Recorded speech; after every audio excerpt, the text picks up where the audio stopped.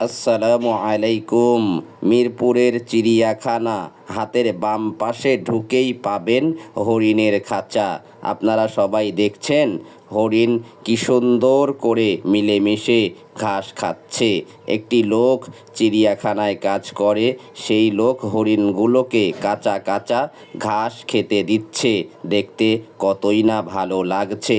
আমরাও মিস করিনি, চলে গেছি হরিণের খাঁচার সামনে, গিয়ে হরিণের ঘাস খাওয়ার দৃশ্য দেখেছি নিজ চোখে।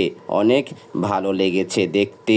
আপনারাও আসবেন মিরপুরের চিড়িয়াখানাতে, দেখে যাবেন হরিণগুলোকে।